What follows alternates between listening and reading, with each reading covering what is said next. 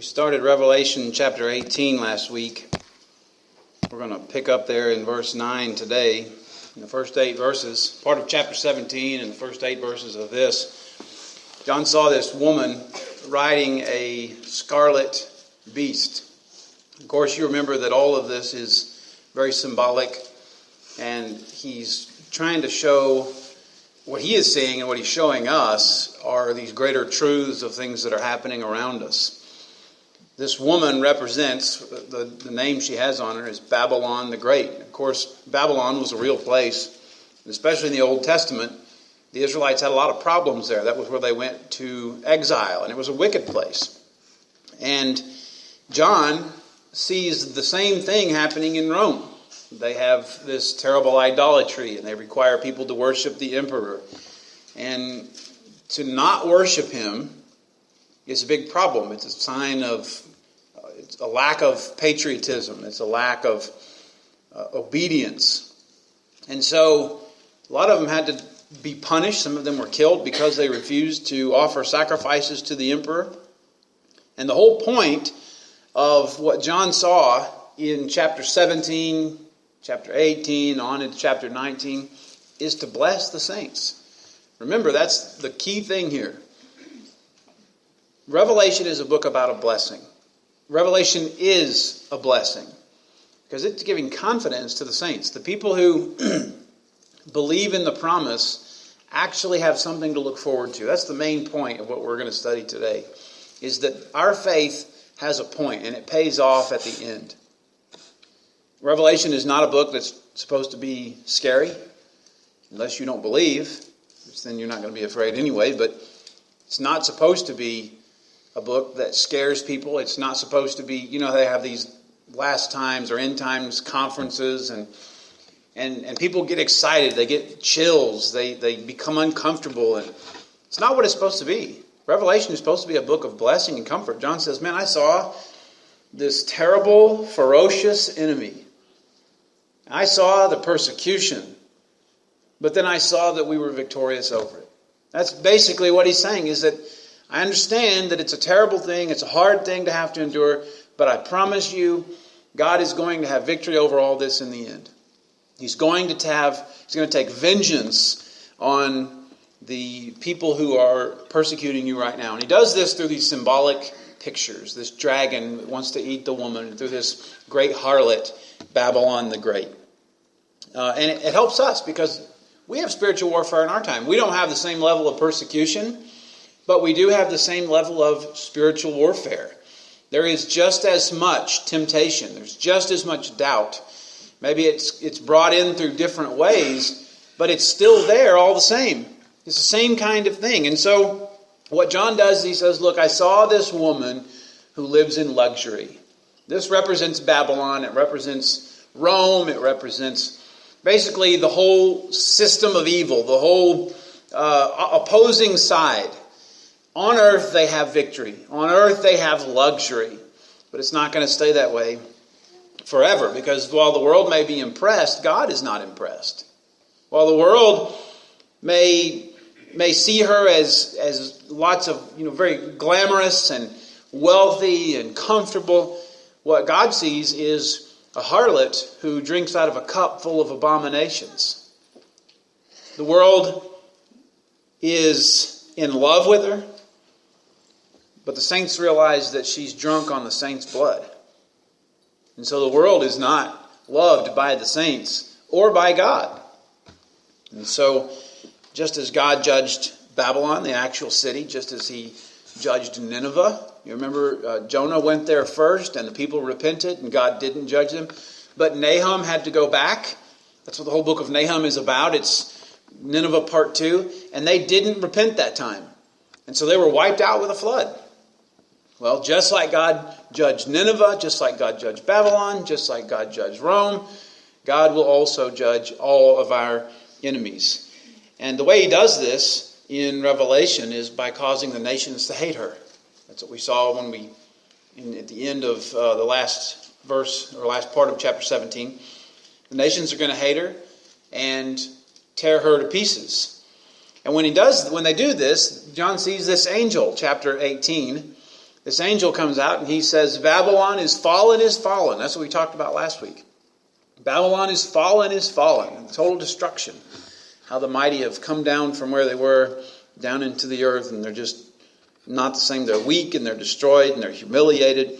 And when they see this, the nations that hated her, the kings that hated her, the nations regret this mistake. They regret having torn her to pieces. And so they began to weep and mourn because she'd been a source of pleasure for them. Now let's go to Revelation chapter 18, verse 9. That's what we're going to pick up.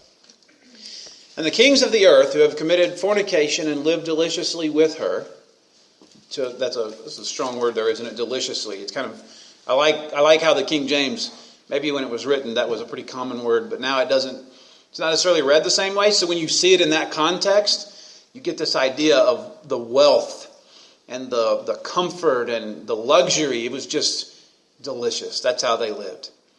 When they who have committed fornication and lived deliciously with her saw what happened, they shall bewail her and lament for her when they shall see the smoke of her burning, standing afar off for the fear of her torment, saying, Alas, also that great city of Babylon, that mighty city.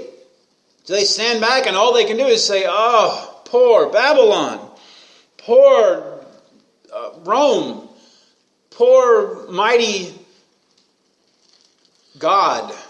That was their God, the thing that seduced them. All of our luxury is gone. For in 1 hour your judgment is come. And the merchants of the earth shall weep and mourn over her, because no man buys their merchandise anymore.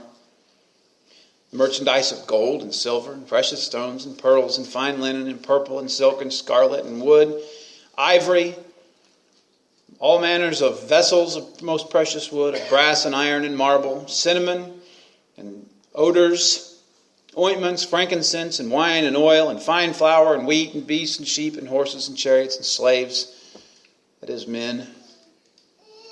And the fruits that your soul lusted after are gone. And all things which were dainty and goodly are departed from you, and you shall find them no more at all.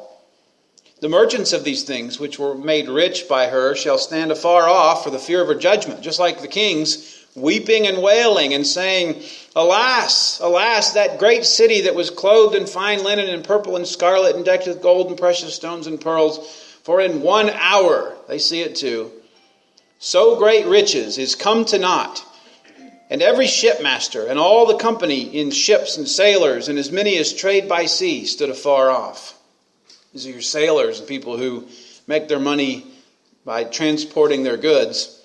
They cried when they saw her smoke, saying, What city is like unto this great city? And they cast dust on their heads and cried, weeping and wailing, and saying, Alas, alas, that great city!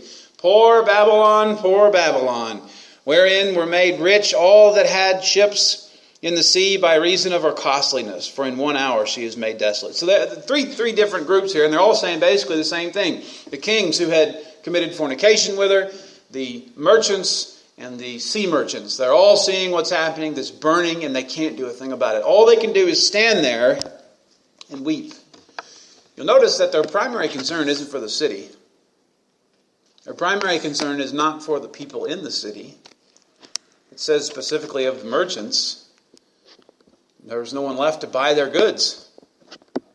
Their love for this city was selfish, which is really the nature of this wickedness. Who's going to make them rich now? Who will the kings fornicate with? How will the merchants make their money now?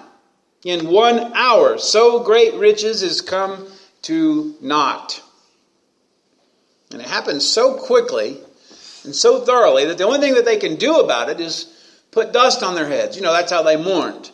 Put dust on their heads and weep and wail. And this is what it's going to be like on the day of the Lord. You remember he says the day of the Lord comes like a thief in the night? This is what it's going to be like. There's not going to be any preparation or warning. They're walking around saying peace. Peace and safety. Look how strong we are. Look what we've accomplished. And sudden destruction comes upon them. No time to prepare.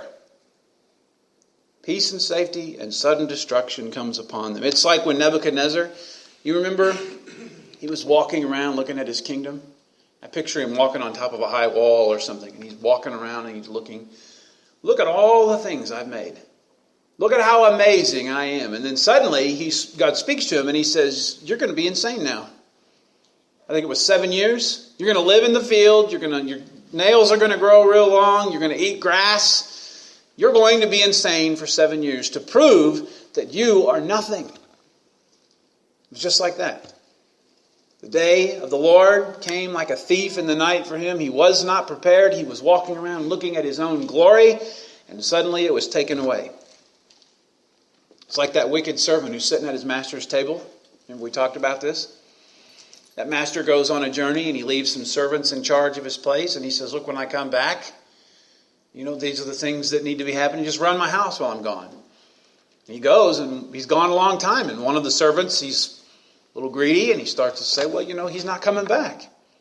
And all this stuff is for grabs, so I'm going to start taking it. And he starts eating at the master's table. He's drinking the master's wine.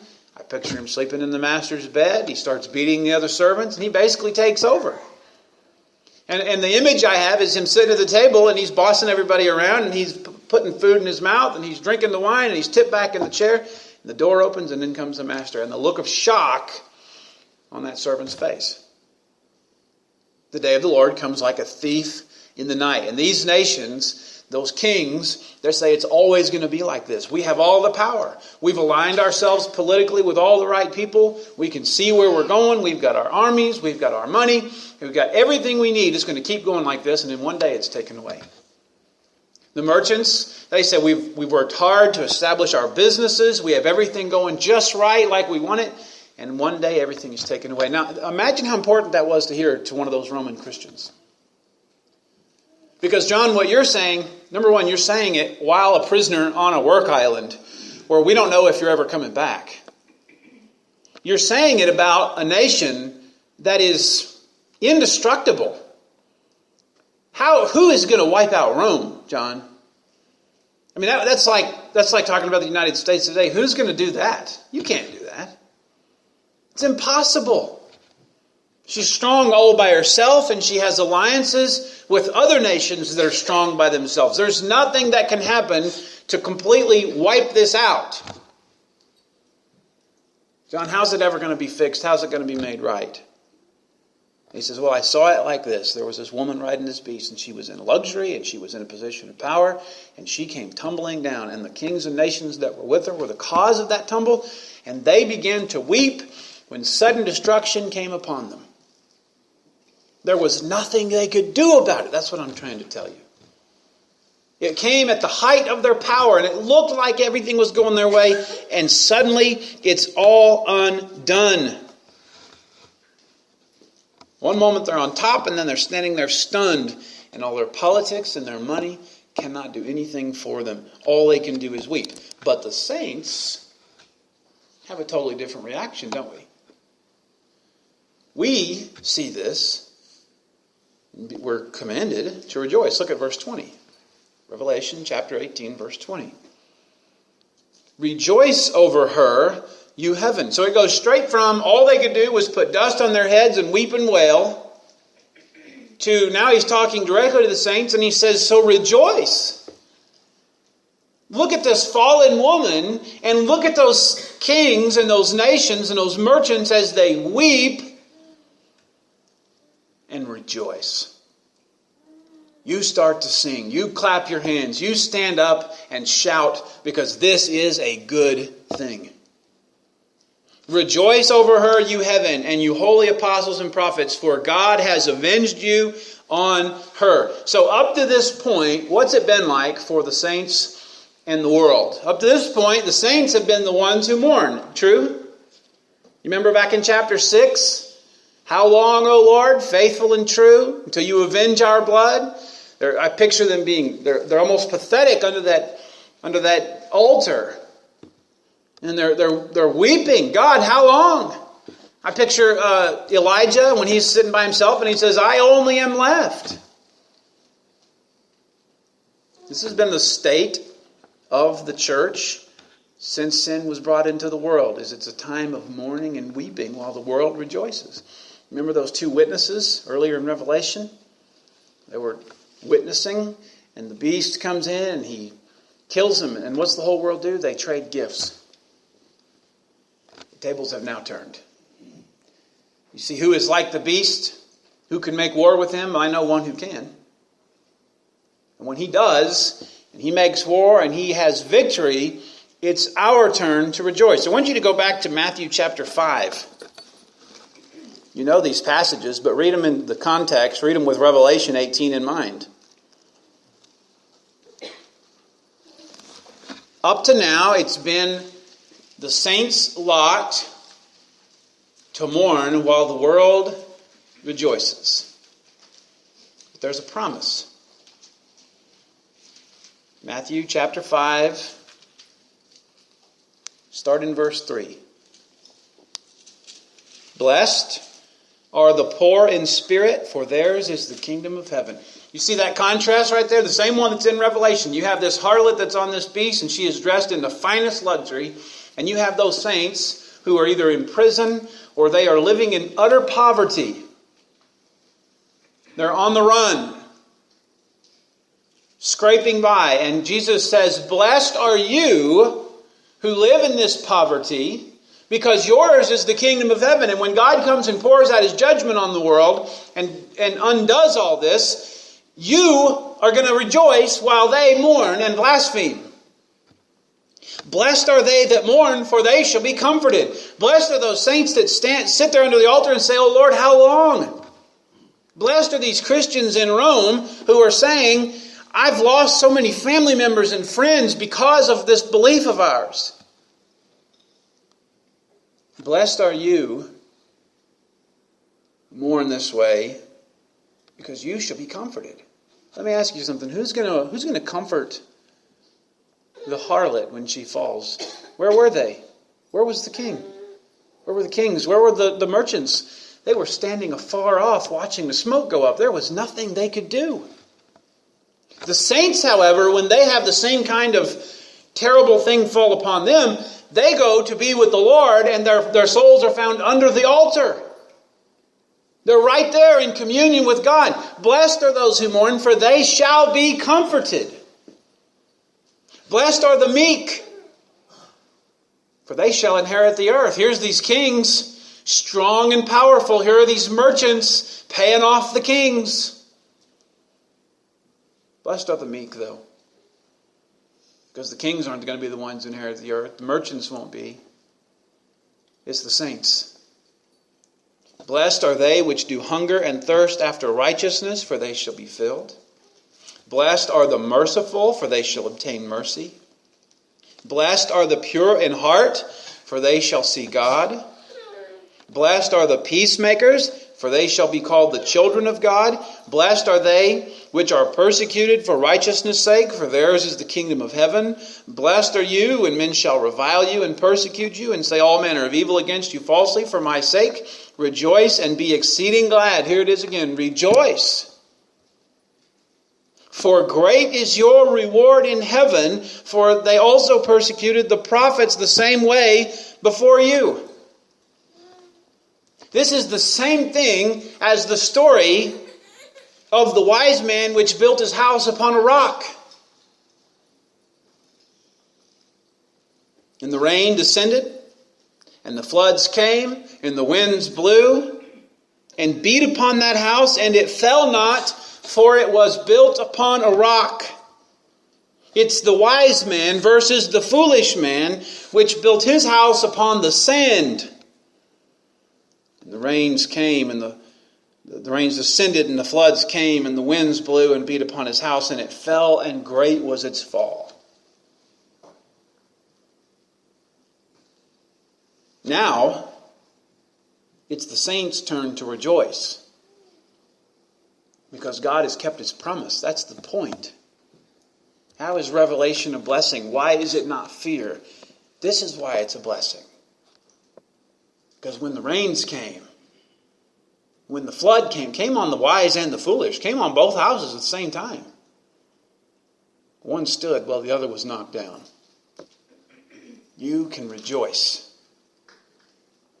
You have had to go through all this hard time of mourning and persecution and poverty. And now, all that's over. All those souls into the altar, they can stop praying now. Because it's time to rejoice.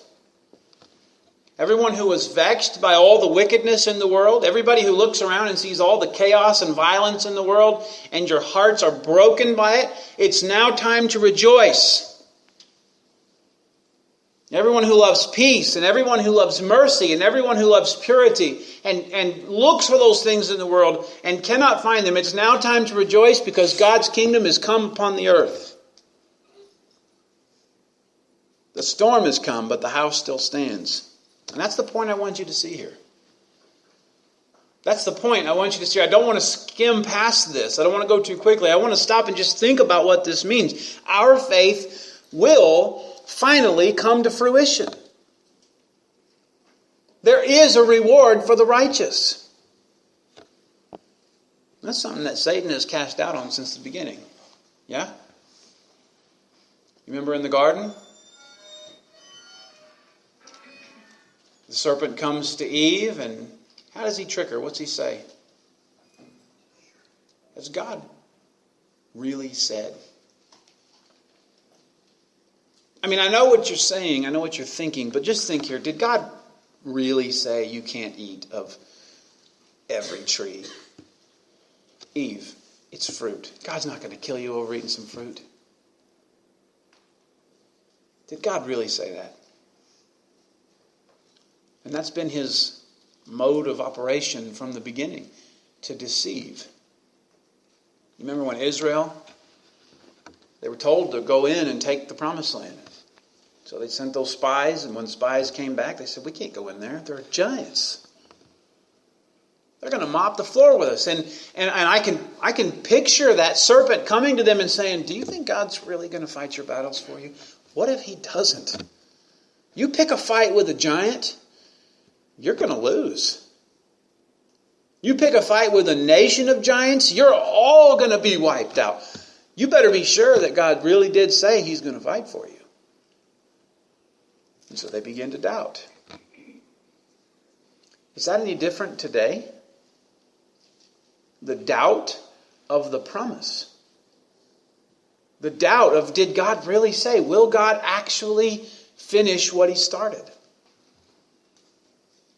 And that's why Peter, you remember, he said, look, there'll be some mockers who come along, and they're going to say that he's not coming back. They're going to point to they're going to say, look, everything is going just like it's always been going.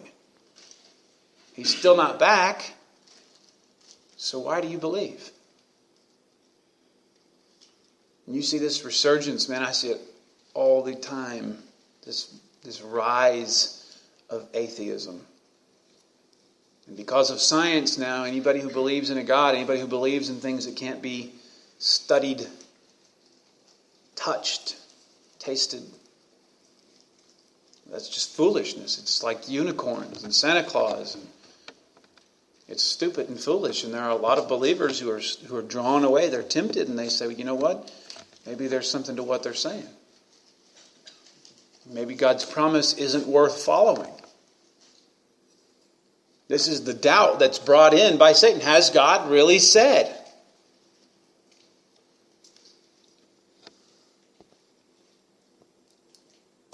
But there is an end to all this. And there is a reward. There is an end coming. And there is a reward. The wicked are going to be devastated suddenly and without remedy. Suddenly, and there's not going to be any fixing this. Their peace is going to turn to terror.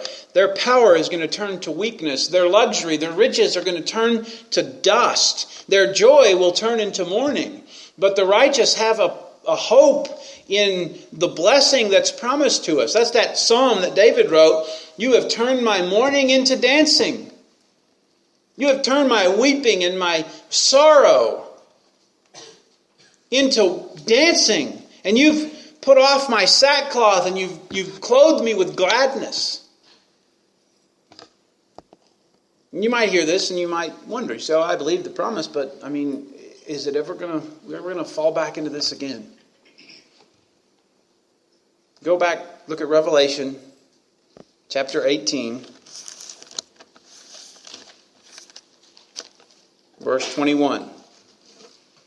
John says, you know what? He destroyed Babylon for Israel. That's true.